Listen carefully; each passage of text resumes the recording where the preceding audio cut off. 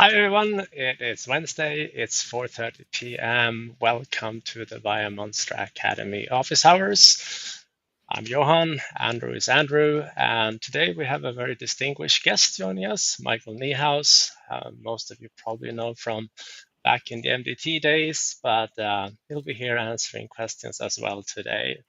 I'll give Michael a chance to introduce himself in just a little bit, but as usual, the questions can begin.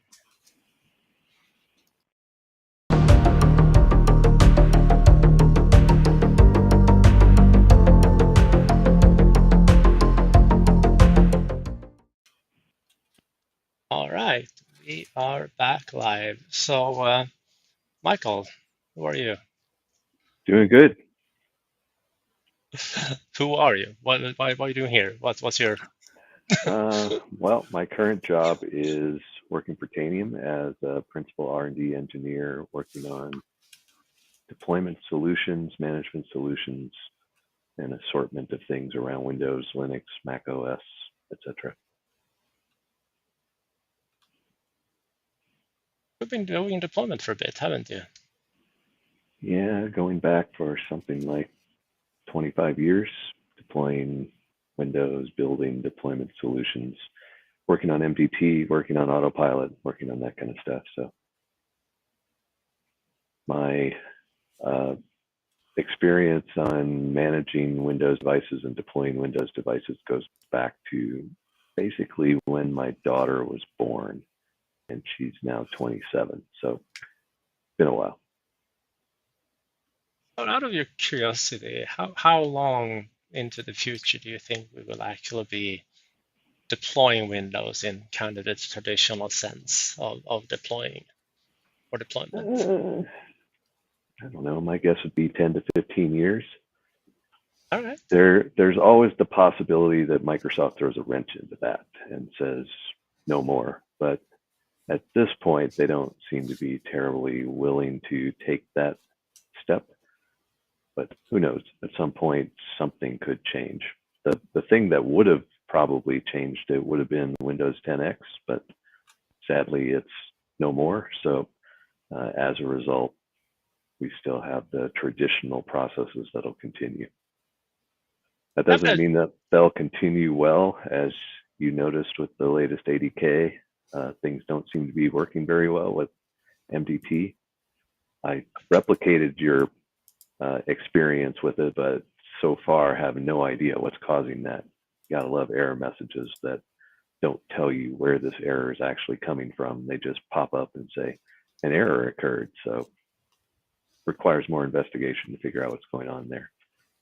Yes, I have my doubts as to whether the Microsoft team maintaining MDT will actually fix that, but we'll see. We'll see as things go along if they address that issue or if they just come back and say, "Oh, just use the old ADK."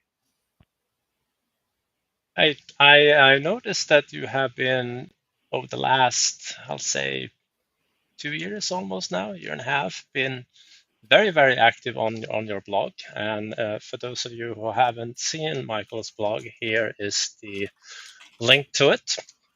And there are posts, it feels like new posts every other week, almost at least. Yeah, I've generally tried to do weekly posts.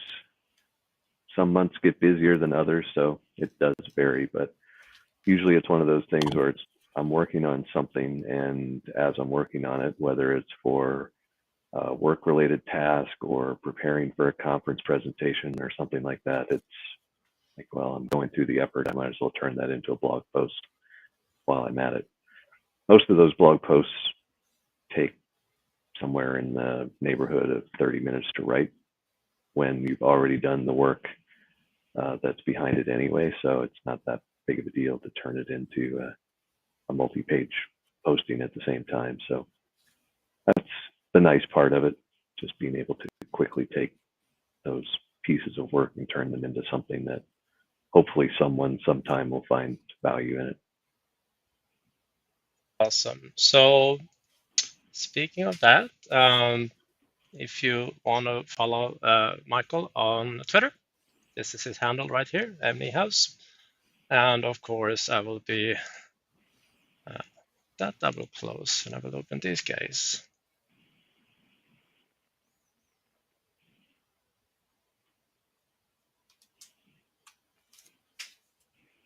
This is the blog, of course, and there was a post earlier today, in fact, that dealing with autopilot and profiles and how it dates back all the way to the very, very beginning of autopilot. So that was an interesting and good read. Now, let's see what questions we have coming in. All right, there is a question coming in on YouTube here. Can you guys recommend the best blog or site to build a task sequence from scratch for production? Please advise. Want to take a stab at that, Andrew? I'm trying to give some thought off the top of my head. System Center Dudes, I believe, have one. Do you actually have any posts on that, Johan? I have a 75-page ebook that covers it. That might do it. That's pretty comprehensive. Yeah, it's fairly straightforward. We have a newsletter that we send out every month. And if you sign up that, you actually get two guides. You get the old guide for Windows 10 deployment, but also the brand new for Windows 11. And in that guide, you go from scratch to finish, setting up ConfigMgr for OSD, add in applications, images, boot images, driver packages, and then create a sequence from nothing to finish. And the way it's written, it's exactly how you would do it for a production environment. There are other things that you will, of course, tweak once you go more into tailoring sequences for production. But as a starting point, I'll say that's a pretty good option. Anything from you, Michael, there? Seems like everyone has their own opinion as to what a best task sequence looks like. So generally it becomes got to get a starting point, and I'm sure you can get a good starting point from several different places, but then you'll end up tweaking it for your own preferences. Absolutely. All right.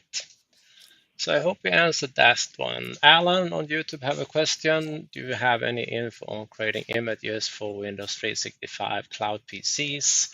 I have not seen anything. Have you, Andrew, Michael, stumbled across anything? The nice thing about Windows 365 is, like, if you go back to Azure Virtual Desktop or VMware or VDI solutions in general, the goal was to try to make an image that was as efficient as possible, because you wanted to get scalability from your infrastructure. In the Azure Virtual Desktop case, you'd be paying for any extra overhead of the OS. In the case of on-prem VDI infrastructure, you would have to, you're paying for the hardware to host all that stuff. The nice thing about Windows 365, you're paying a flat fee per month for each of those virtual machines. So as a result, you can just take your standard WIM file, convert it into a VHD, and off you go. Upload that into Azure to be used with Windows 365. So I wouldn't do anything special for Windows 365 VMs other than just creating the VHD file that you need to upload. And there's a PowerShell script that will take care of doing that for you, converting a WIM to a ready-to-boot VHD file that you can upload. I think I found the documentation, so I can go ahead and share that one. So it seems like Windows 365 supports both VHD or VHDX files, where probably VHDX files is the recommended format. I have been using scripts in the past, like not that one, but let's see here. It's the convert one in the middle there. On that screen, is that the fork from the good old TechNet? Yeah, I think so. There was an original script that was put together by a Microsoft guy. who's since moved on to do other things and was no longer maintaining that. So yeah, it was forked to a version that has the latest fixes for Windows 11 and all the other things that are needed. If I can find that one here.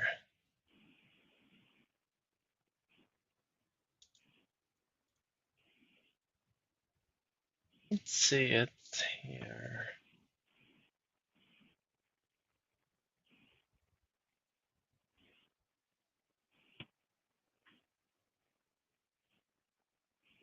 It's lurking here somewhere. So I've been using this script here for applying regular Vim files to the X files, in this case for autopilot, but a bootable file is a bootable file. So I think that should work to apply it. And you can do it for either VHDX or VHD files. Yeah, and since Windows 11 requires Gen 2 VMs and TPM and UEFI and all that good stuff, we should probably just do VHDX with the GPT partition style, and it'll take care of setting up everything as needed for a Gen 2 VM. I found Cloud PCs being fantastically useful. I was playing around for a few weeks now with like really large Intune applications that I've been uploading, and I'm out on the countryside and I have only a 20 megabit upload, so it was just impossible to get stuff up in a reasonable time. So I actually ended up splitting up my files into small chunks with 7-zip, uploading them on OneDrive, going to my Cloud PC, sync them down here, and then upload it from this one, because lo and behold, you get pretty good speed to Intune from a Cloud PC in the same region. Yeah, I had done some tests originally with a Windows 365 VM, and you could easily get full gigabit speeds to and from the rest of the Azure infrastructure. So blazingly fast. That is pretty cool. So it can be used as a sort of a upload as a service type component also. Pretty useful. I'm not sure I quite follow why anyone wants to deploy a 20 gigabyte application, but if you have that problem, that's a potential solution. You'll be surprised. A lot of educational organizations, they have these fairly large applications, and as they're moving away from ConfigMgr, some of them, they realized, oh, wait a minute, we need to get stuff out still, and it's big, so yeah. I think the threads on the topic the last couple of weeks have been pretty popular, surprisingly.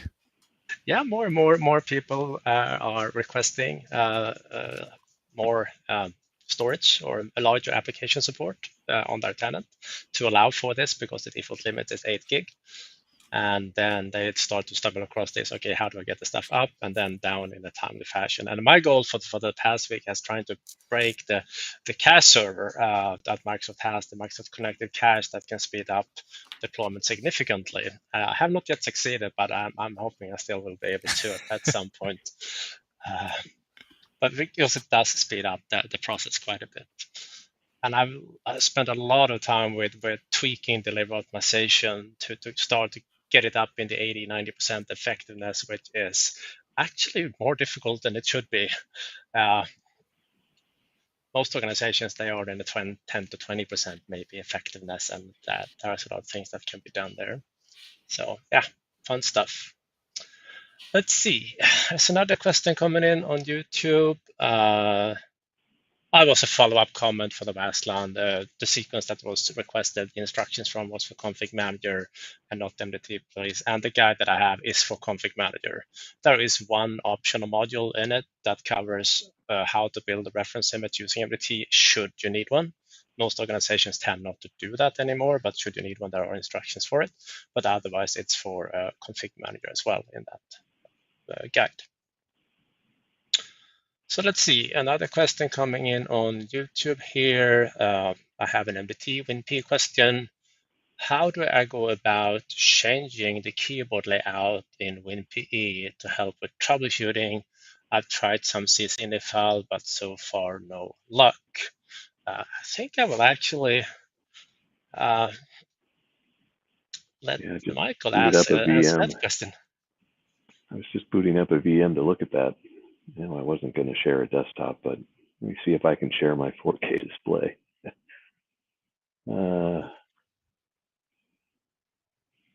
Oh, it's going to want me to go through the whole authentication Mac OS challenge. So much for that idea. But when you do boot into MDT, Light Touch, ISO, or Pixie Boot, it will come up with the initial welcome screen. And on the bottom of that, it does have a keyboard layout dropdown where you can pick from the available keyboard layouts. Behind the scenes, all that's doing is calling WPE util and telling it what to change the keyboard layout to. So worst case, you can open a command prompt and run WPE util yourself to change the keyboard layout. But you should also be able to set that via custom settings.ini. Actually, yeah, custom settings or bootstrap.ini should both work for I think it was called keyboard locale PE that's specifically for the layout of the boot image. Yeah, haven't done that in a while. No, it's been a while for me too, but kind of rings a bell.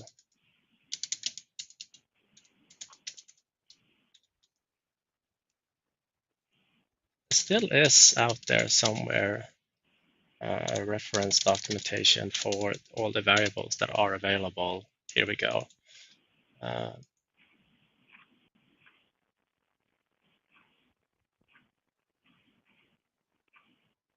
It's coming.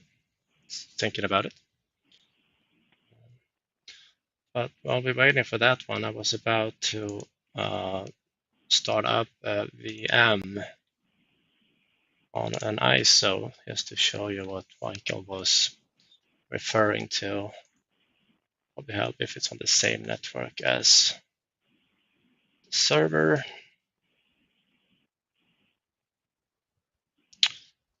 Here I have an ISO file that unfortunately does not have the. This one should work. This one has BDD welcome enabled.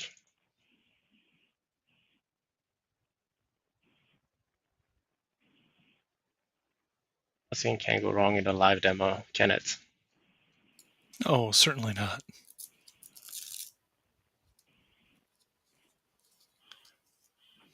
Well, let's see if that page actually loaded. Sure did.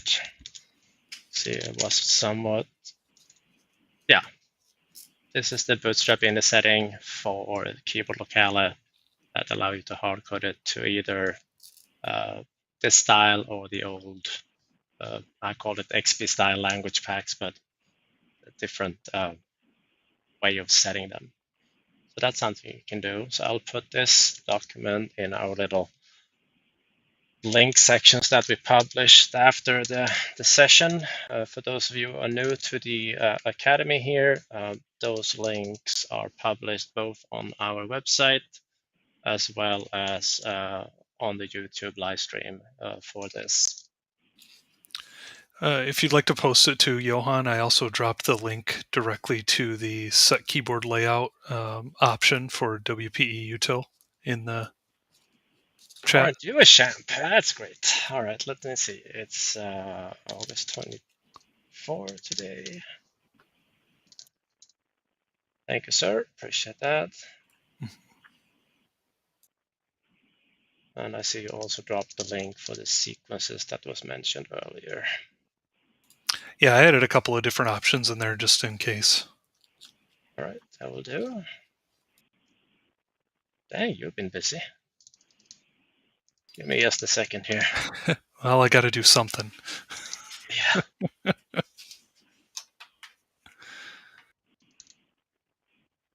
All right, so let's see if that boot image actually booted. Sure did. And here is the drop-down that Michael talked about, where you can pick the language that you want. But in the background, as mentioned also, it is just using this little util in the backend to set a specific language. So that's doable as well. Nice, nice, nice. We can even list available keyboard layouts. Cool. Yeah, All right. the tricky part of that one is that you can run the command to set the keyboard layout, but it only takes effect for new processes that start after that. So you can do it before you advance from the welcome screen to the main wizard, because the main wizard is a new process, but you can't do it during the wizard, which is actually why we have two different wizards in the first place. We need to break that into two processes so changes can be put into effect.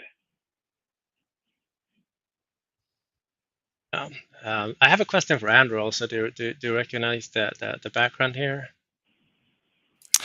I do. That looks like it might be from Star Wars. Might be from Star Wars, the Millennium Falcon doing the light speed jump there. Yes.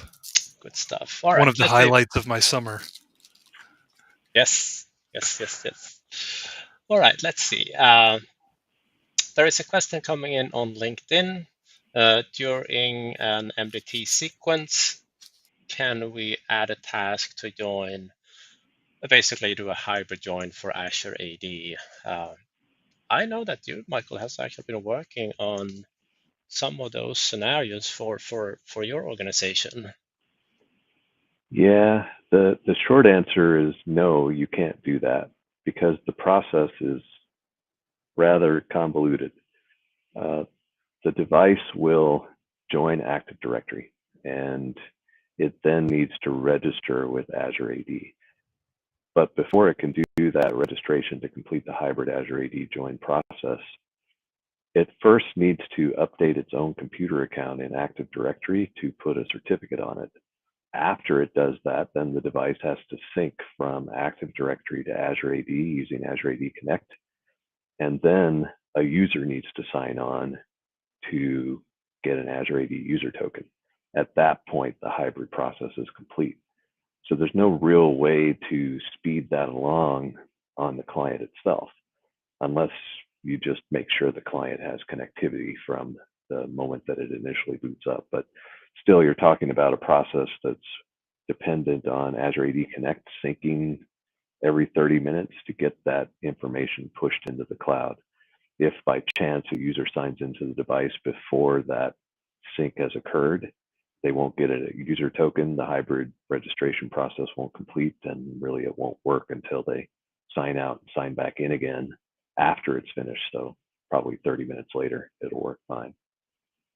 So it's just a messy process overall that the Azure AD team has basically chosen not to fix, and you're stuck living with the consequences of it. I'm assuming they're basically hoping that people eventually will like, all right, forget it, let's go Azure AD only. Well, yeah, basically now they just say, oh, you don't want to use hybrid Azure AD join because it's so bad. Well, why is it so bad? Because we haven't done anything to fix all the problems that we've known about for forever. So that we've made it bad. Could have been a solution also, of course. Yeah, we designed it to be bad. So now you have a better alternative, Azure AD join. But really, you don't care if that hybrid Azure AD join process finishes right away or not, unless you're doing autopilot and enabling user ESP, or you have some critical user targeted MDM policies that you want to be received on the device quickly. Otherwise, the worst case that you would typically see on a device that hasn't completed that is you launch Outlook and it prompts you for credentials because it doesn't yet have the Azure AD user token to automatically sign you in. It's just going to ask, can you type them in? It should go away then after the registration completes and probably won't ask you ever again, but the user may see that once and wonder what the heck's going on, but it generally resolves itself. All right, thank you. There is another question coming in on YouTube. In autopilot, what rights can you give to a vendor so they can only add devices inside Intune? Well, I'm guessing, first of all, you don't really add device to Intune autopilot as far as I understood the whole infrastructure behind it, Right. a separate service.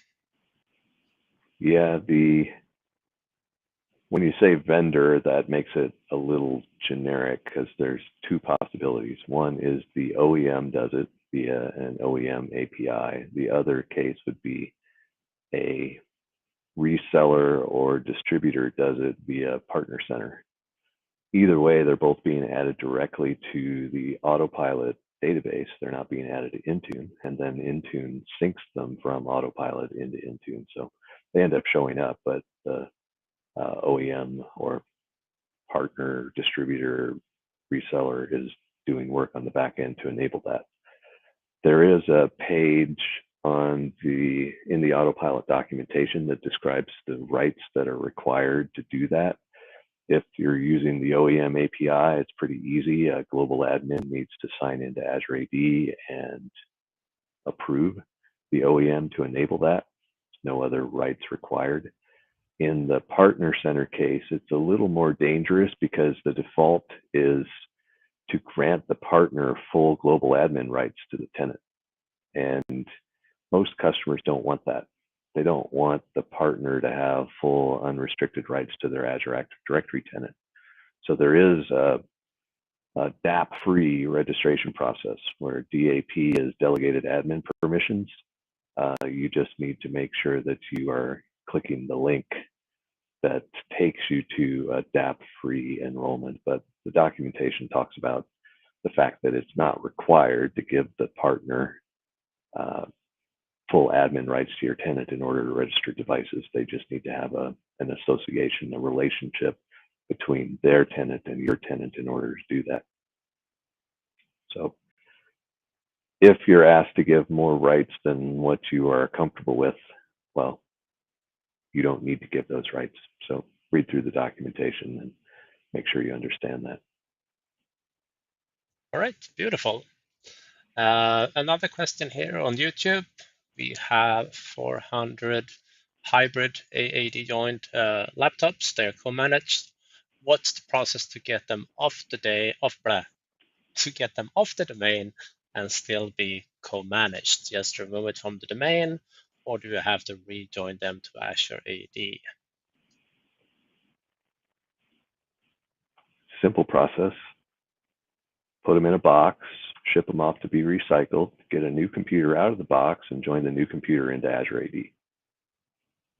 That's the easiest way and what most customers end up doing, because there's no great way to take a machine from Active Directory into Azure AD and not have weird things happen. You can unjoin a device from Active Directory and then join it into Azure AD, but it's going to do weird things with ACLs and group memberships and policy tattooing and weird stuff like that. So you're better off starting clean. You could do a wipe and load on the device, but if it's a perfectly functioning Windows install now, you're probably not going to want to go through that effort just to move from Active Directory to Azure AD, which is why most people wait and do it with a hardware replacement. Right, so either replace hardware or basically re-image the box in one way or another yourself to make sure it's somewhat clean from junk. And of course, do some cleanup in your Active Directory after the fact, delete all objects and possibly delete the Azure AD object as well for this. So, all right. Let's see, more questions coming in on YouTube. Seems to be by far the most popular platform at the moment. Inside Intune, what's the best way to manage applications inside Windows so that they can download, print, or do what we say? Not quite following that question. And you can certainly enable self-service to allow delivery of anything you've added as an app, but you're expecting some sort of magic to allow the user to do other stuff beyond that. Such magic doesn't exist.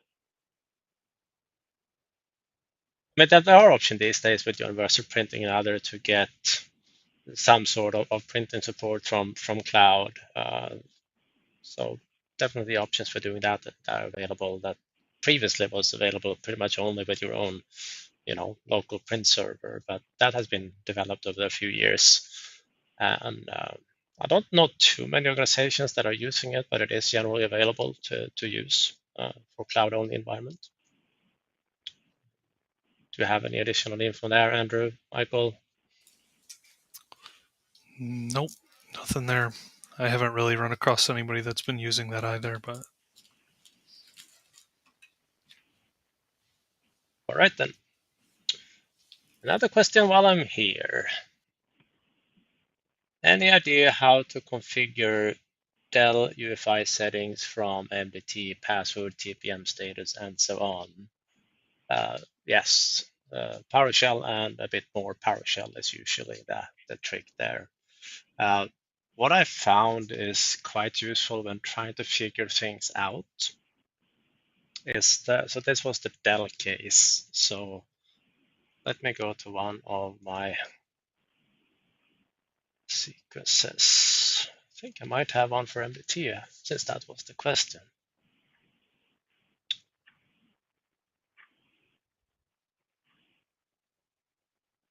This is, by the way, when you live out in the countryside and you get power outage that lasts longer than the UPSs can provide power. That's what happens. were you so fortunate this week? Last week. Yeah. Yeah. Let's see what I have here we can play around with. Somewhat related to the what feels like dozens of inches of rain we've had in the last couple of weeks. Put it this way, I have now a 1300 watt generator outside to allow me to work with this. But basically what you can do is in your MDT sequences and or ConfigMgr, for those of you config manager, you can just copy down the tools that are needed, either from a deployment share or from a package. And then when you try these settings out, like enable UEFI and enable virtualization, you can simply run these command lines as they are. That's very useful when you're testing things, because then you can easily turn on and turn off things that you're trying to test with. But once you start to get comfortable with, okay, these are the settings I want, I highly recommend to put them in a PowerShell script so you can add some error handling to it, so you can have some basic logging going on, and just, I found that easier. I know that Anton, who runs the vacuum breather log, see if I can find that. Give me just a moment. He has published some examples specifically for MDT Light Touch. Give me just a moment. Configuration. Here we go. And a fun coincidence, it was actually for Dell. So this blog post here should give you some ideas as well on what to do for this. Follow the very same concept. In this case, he stores the settings in an ini file, and he used the tool to apply that ini file. That's something you, of course, can do as well. So good reading on how to do this in MDT, and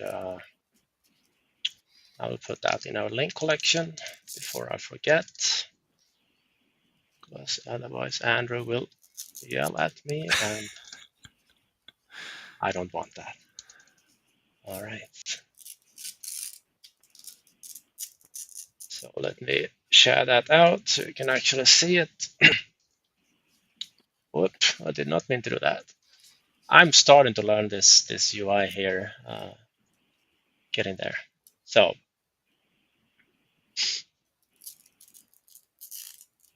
here we go. This is the post. It should take you to some basic settings. And since I probably didn't share my screen when I was showing the other sequence, the first time I missed that, and not the second time either, but here we are. Here was the sequence I showed earlier with different command lines in it to do things. that I do recommend to put in a script instead of having them like this, even though it works, technically works. So you even have a few of your old sequences Niehaus that you published back in the days when Windows 10 came and organizations realized they, whoops, we need to upgrade from BIOS to UEFI and we need to do it quickly. Yeah, it's a nasty process to go through. It is, but once you've done it, and life is good. Challenge we seem to have these days is now trying to upgrade the stragglers running TPM 1.2 up to TPM 2, because while organizations quickly figured out this part, they often left behind the TPM version. And now they start to become a requirement. I mean, Windows 11 will require it once it becomes released here in the next.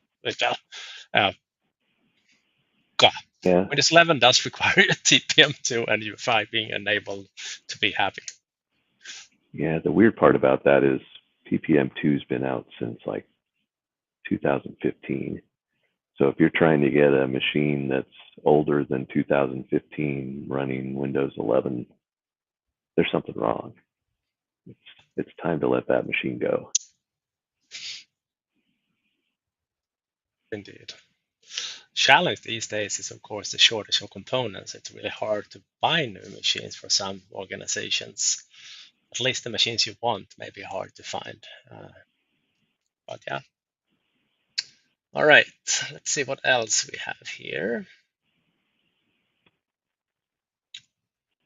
Is there a way to group apps in Intune? Like to deploy a bundle? You can do dependencies. So you can have application 1 depending on 2, depending on 3, depending on 4. That sort of becomes a group per se, but it is not like a group interface to bundle them together. I've seen organizations using dependencies to control the order doing the autopilot enrollment status page, because there is also currently no option to put them in the order that you want. Anything you'd like to add there, gentlemen? No, not if we're talking about deployment. I mean, you can group them in the company portal, right, by using categories and things like that. It from the user experience standpoint. But that's really all I have to add. All right, valid comment. Very good. Well, let's see. Another question coming in on YouTube. There was more like a follow-up comment to an earlier question regarding the Intune apps or management of them. Basically not allowing users to download documents or to print, like more enforcing stuff that you may have configured through group policies in the past or similar things for on-premises environment. There certainly are a lot of policies you can apply through Intune. Tons of policies, especially with the introduction just last week of the ability to import your own templates and whatnot to it. So a lot of the existing group policies that were done for restricting things, that they are available on Intune, but I can't say I've seen anything that prevents someone from downloading. Anyone? I mean, Andrew, you work with school environments, and they are usually known for restricting things that they don't want creative students to do. Yeah, most of my experience has not been in the areas that restrict them, though. Most of my experience has actually been keeping them fairly open.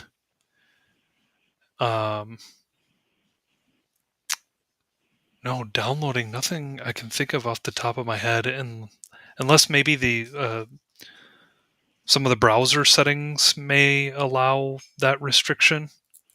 Some of the Chrome settings or Edge settings, but that's a sort of a shot in the dark from me. And nothing that rings a bell here for me either. Michael, anything from your side?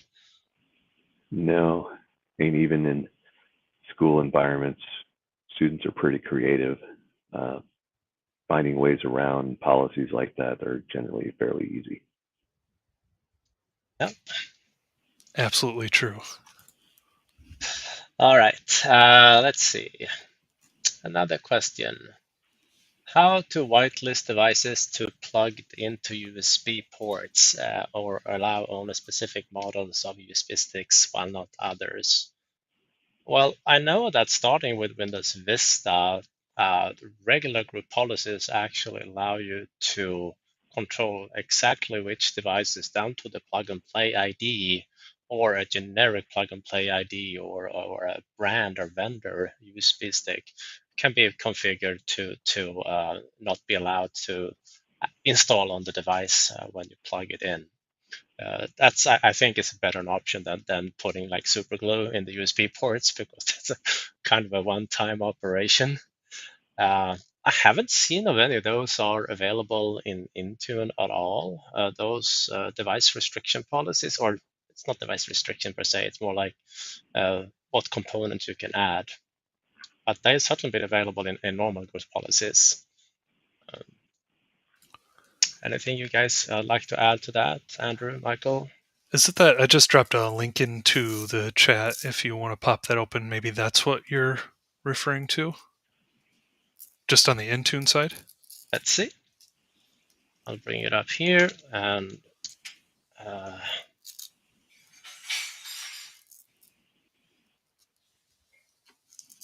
this is the one where you can configure. Yeah. Yep. Yes, exactly. Beautiful. Good job, sir. Thank you. All right, I'll put this link in the collection. We have plenty of documentation on how to do it with Tanium, but I don't know that I've done it with other tools.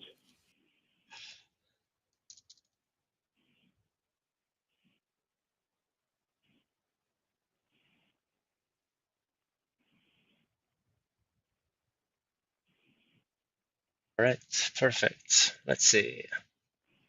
Question coming in from Farid on LinkedIn here. How to auto-enroll all devices onto Intune? There are quite many options available for you to automatically enroll machines into Intune. We mentioned hybrid earlier, where you can have your existing legacy Active Directory join devices automatically be synced up to Intune and enrolled that way. That's an option. ConfigMgr offers option to automatically enroll machines as part of the whole co-management process. But what you're probably looking for is either enroll them through the autopilot when you get new devices, or it's like using stuff like we have been covering in early office hours, where you basically take, I call it autopilot plan B. But Michael has been written post about this. But basically, in this case, I created a package for bulk enrollment, and here is Michael's post on the topic on how to actually do that. So if you haven't read up on this, I would highly recommend doing that, because that there are multiple options available to you, but provisioning packet is lightning fast. It's way quicker than doing it through autopilot, even though autopilot is not that bad either. Most organizations, unless you do some stupid amounts of apps during enrollment, which you shouldn't, you can usually get by getting machine from nothing to finish in 20-30 minutes. That's not uncommon, assuming autopilot behaves that day. I think the biggest challenge is you need to plan ahead, that you need Azure AD Premium, you need to configure Azure AD for auto enrollment into MDM, and then it mostly happens automatically. So you join a device to Azure AD, it gets MDM enrolled. You do a hybrid Azure AD join, it gets MDM enrolled. So it just will naturally occur. The problem is, let's say you have devices that are joined to Active Directory, you've gone through the hybrid Azure AD join device registration process, but you hadn't configured auto enrollment. Now you're pretty well stuck. because there's no good way to go back to those already hybrid enrolled, already Azure AD joined devices and tell them, oh, hey, I've changed my mind. Now I want to MDM enroll them. Can you take care of that for me? There's no great way of doing that short of kicking them out of Active Directory or Azure AD and rejoining and having it work the next time around. So just plan ahead, make sure you enable that for all devices going forward, and you should be fine. Beautiful. I see there's a comment here from John on YouTube. That was more like a follow-up comment to creative students, where he mentioned that they block stores and Windows Store, but network firewall is the only thing they can't beat. Yeah, of course, if you have a central firewall where you block access to certain things, it's kind of hard for them to work around that without finding a different network connection or hacking that firewall. So I guess that's a good comment. Let's see.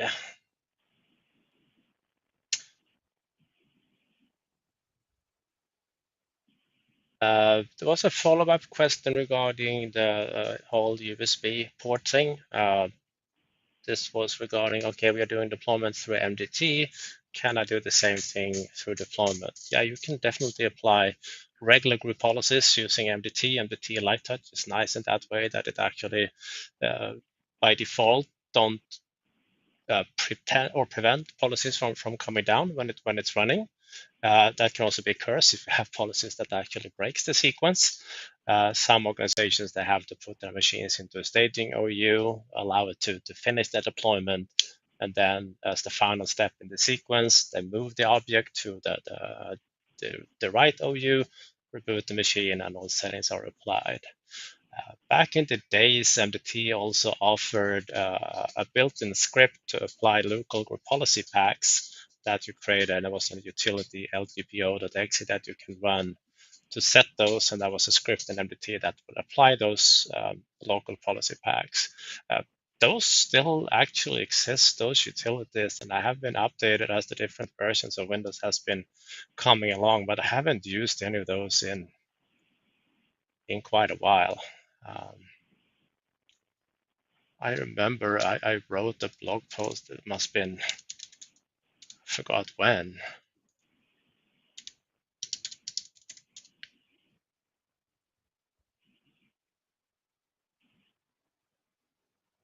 (2011). Oh, that was 11 years ago. On how to create custom group policy packs using MDT. I think those scripts stopped with Windows 7, something like that. Does that ring a bell, Michael? Support for? Yeah, it sounds right. Should you really need it, it's probably still doable by tweaking the script a little bit. The tools are out there, but I would rather recommend to do a regular group policy because there are the same settings that Andrew showed or gave me the link to for Intune. They are available in Active Directory as well. All right. So, yeah. So, question coming in on YouTube, what's the difference between Cloud Management Gateway and Tenant Attached? That one is fairly easy. Cloud Management Gateway is simply a cloud service that you attach to ConfigMgr so that you can continue to manage the ConfigMgr clients as usual through the ConfigMgr console, even when they are not on your network. So you can deploy apps, you can run inventory, you can run scripts, CM pivot, you can deploy sequences, whereas Tenant Attach is more when you use the Intune management portal or the MEM portal to manage a subset of what you can do through ConfigMgr. So I see it more like a web frontend to the ConfigMgr console with like a light front end with just a limited set of things that you can do. But you can, for example, run CM pivot on those devices even from the Intune portal. So that's basically the difference. Cloud Management Gateway is a fantastic option if you want to manage devices you are using ConfigMgr already for your entire other estate. because you can do pretty much everything with those devices that way. Not entirely free, but it's not that expensive either. You still have to pay for that service.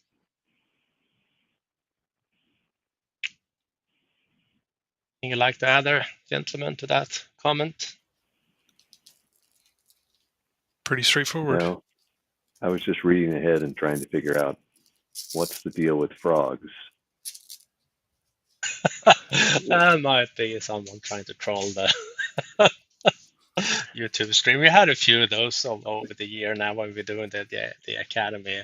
I usually go in and delete some of those comments afterwards, unless it's a very private joke that I simply don't get. All right. Patrick on LinkedIn,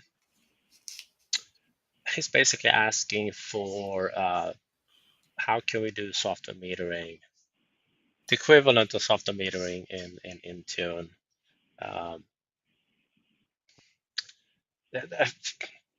I don't know. It doesn't have it. I mean, ConfigMgr barely has it, but it's still in there. The only thing I can come up with is some sort of extremely clever proactive remediation script that will upload data to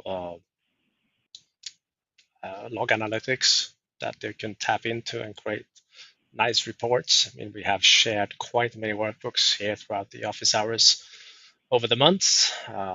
So I haven't seen anything. I've seen a lot of extensions of regular inventory, like BIOS information or even update information, compliance information, reliability history information, stuff that we can collect on the client and upload to Intune. I'm pretty sure it feels like you need to have some sort of agent on the device that gathers the usage. Like the ConfigMgr client does. I can't think of any built-in Windows component that will do that out of box. Do you, Michael? No? No, I'm not sure that I've ever run into a customer that used software metering at scale. Seems like something that sounds like a good idea until you try to do that with tens or hundreds of thousands of devices. I mean, all the licenses tend to keep shifting away from concurrent usage anyway, so it's kind of declined over time. I was about to say that's about the only scenario I've seen where they use that info to justify removal of software to claim back some licenses they are paying for. All right. So Joe is asking on LinkedIn, what are your thoughts on using high availability for ConfigMgr, in this case for a standalone primary site, as opposed to do a backup restore? I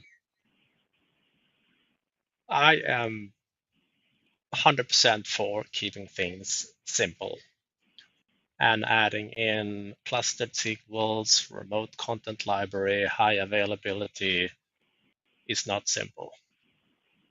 What I've stumbled across is that organizations that try to implement those, they usually spend more time troubleshooting the high availability as a whole longer than whatever time they would save from having it.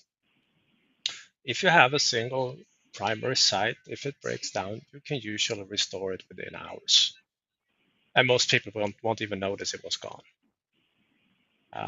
There are things you can do to reduce the downtime, like not skipping out or backing up your content library, because even though it rebuilds, it can take hours, if not days, to rebuild. And if packages get bumped a version number, guess what? They will be redistributed. If you have a large library, a lot of content, it's going to take a while. But I'm all for simplicity. So I'm not the biggest fan of the high availability features. I rarely use them, but they're there. If you really want to use them, they are tested, they are supported. But my take on it, like to say when our kiddo at home is served food he doesn't like, he say it's not my favorite. That's his expression. So I'm sticking to that. High available features is not my favorite. Andrew, Michael, anything to add to that? I can be a cautionary tale. Years back now, I asked you that question without telling you I had already done it. And when we started to move the content library remote, it got stuck at 99%, and then it would try again and get stuck at 99%, and then finally just got stuck at 99% permanently. Opened a support ticket, and while the support ticket was open, maybe a week or week and a half after we first tried to move it, it just completed. Beautiful. So I would agree with you, and I should have asked you before I made that decision. It's not my favorite either.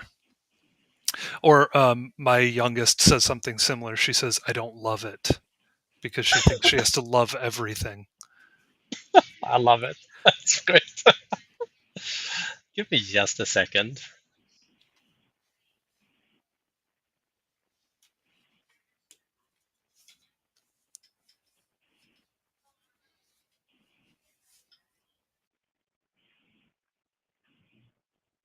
A boy came down with the basement with the phone talking pretty loud, so I asked him to wait a few minutes because we're just a few minutes out from see if there are any final questions here. It's the beauty of working from home. Yes, indeed.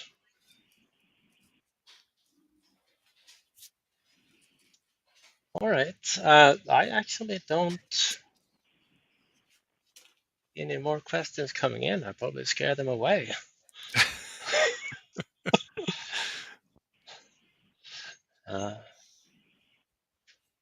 But all right. We'll be here next Wednesday. Thank you, Andrew. Thank you, Michael, for joining. And we wish you best week you can possibly have. So have a great one. Bye, everyone. Thanks. Bye, everybody.